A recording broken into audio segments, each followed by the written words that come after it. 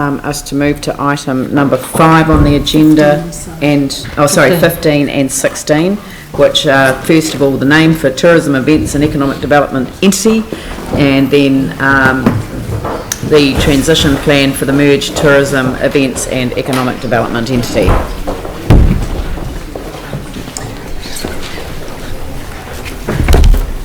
Helen, are you joining the? Yeah. Can we pull up another chair? Great.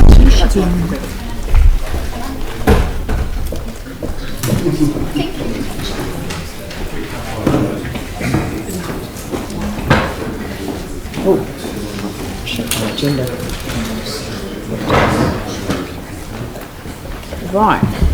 Okay. Thanks very much. I just it's really cool that this has just turned up. Because I was just going to say, I was just going to say that, this is very good. Look, rather than me sort of kind of indicate to you that there probably is a,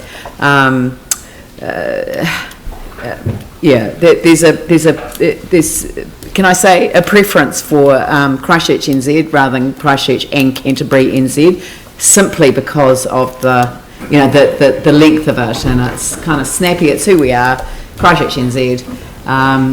So on that note, can I hand over to you, Therese? I think are you presenting, or Tom, or Helen, or we'll share the. You share the love. Start with introductions, I think. Yeah.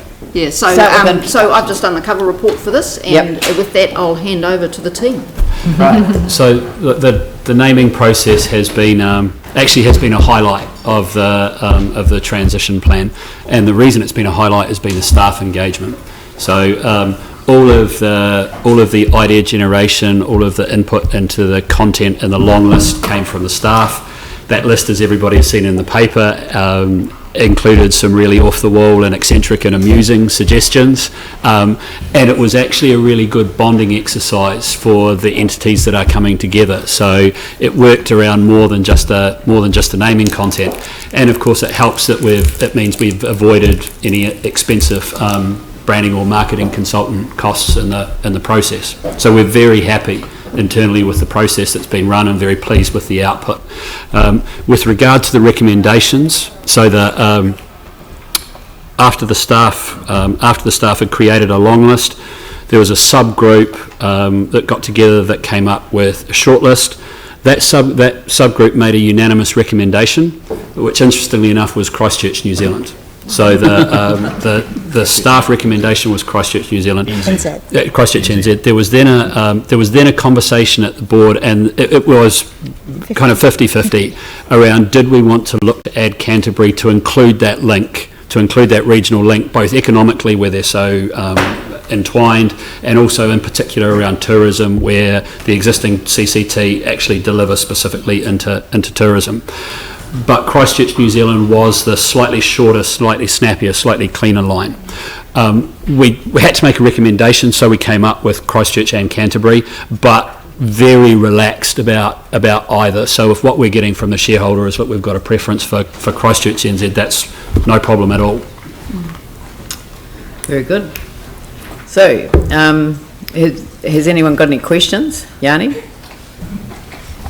Yeah, thank you, and thank you for the work you've done on it. I guess what I'm just having a little bit of trouble kind of comprehending is I can understand Christchurch NZ as a kind of branding thing, but in terms of a name for an entity, to me it still doesn't quite feel right. So I just wondered, in terms of, have you given much thought to the two different purposes? And yeah, I mean, Christchurch is basically, so could be a good name. Or? It's a really good question, and there is a little bit in the paper around it. The bit that brings it to life is the sub-brands. Yeah. So Christchurch NZ on its own is not a descriptor. Christchurch NZ tourism, Christchurch NZ major events, Christchurch NZ development is what turns it into the entity function. And again, staff suggestion, we think very clever. This works internationally in particular because everybody is then clear about the entity that they're engaging with, where they are, and then you've got the specific sub-brands attached to it. So we've done a little bit of work on that and really like the way that works, but it is the sub-brands that bring it to life as an entity. And it's in your email addresses too. You know, the email addresses, you know, if you want to vic.allen@christchurchnz. Is it co.nz? .com. Yeah. So christchurchnz.com. It's great. Just in terms of some of the other more creative names, Ministry of Christchurch, Create, they seemed a lot more sort of energetic, fun, exciting, different. Why were those sort of discounted? So they weren't discounted. There was an awful lot of debate. There was substantial support for Vera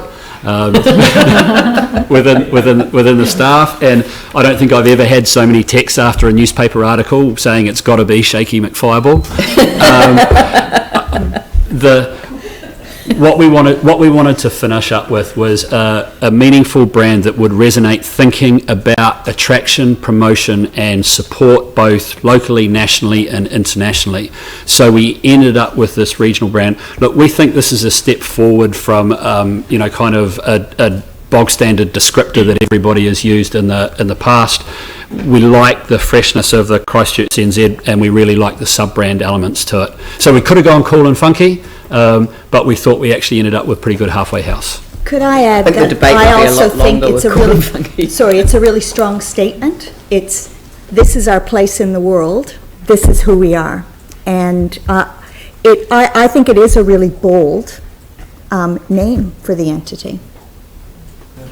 And the other thing is that you can add other things to it as well. I mean, you could put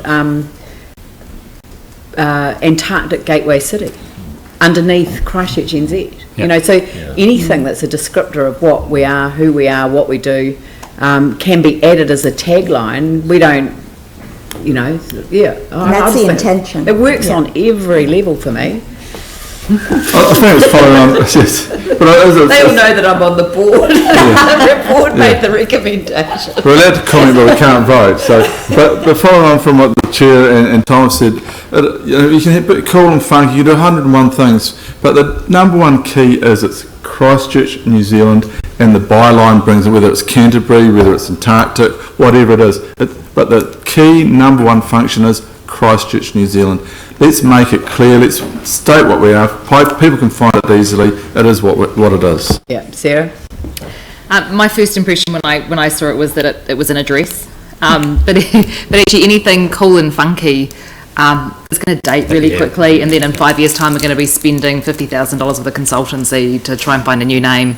And I know other cities are doing that at the moment, and I'd rather not do that. And I think it is. We're always going to be Christchurch, New Zealand, and I think that's a good way to go. Very cool. Jamie? Cheers. I like what we've got to with this, and to be really frank with you, I didn't like Christchurch in Canterbury NZ. I thought it was a mouthful, and I actually did find it uninspiring, and I know you guys could do better. I think where we've got to, it's really good. But I guess my question really around this is, how much is it actually going to be about the name really anyway, and more what it's doing?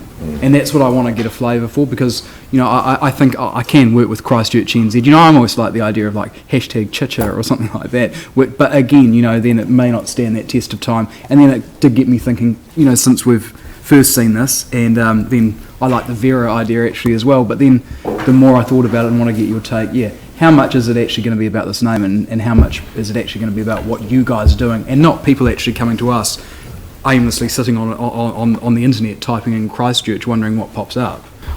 Spot on, Jamie. So it is a name, it needs to resonate, but given that, it actually will be about the content that's developed within the entity. So look, I think that where this will work really well is internationally, and as we think about attraction in the various different areas, and it is time for the city to think internationally. Then this really resonates, and that sub-brand line works even more. Yep. David?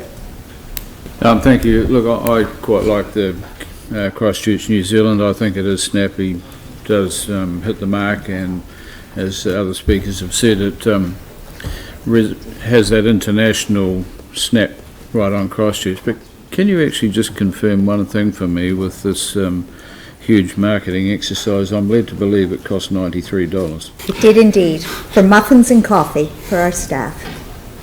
Well, I think given that huge expenditure and the exposure we're going to get, it's a very good investment in marketing. Andrew?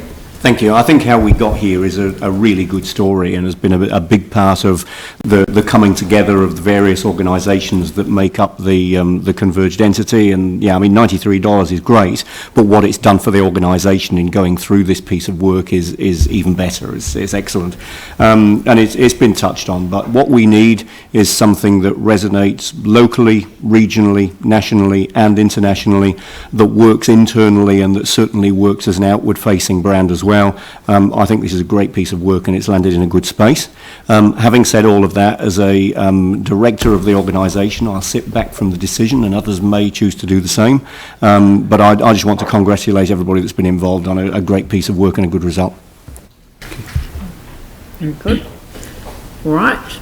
So, would someone like to move the motion? Jamie.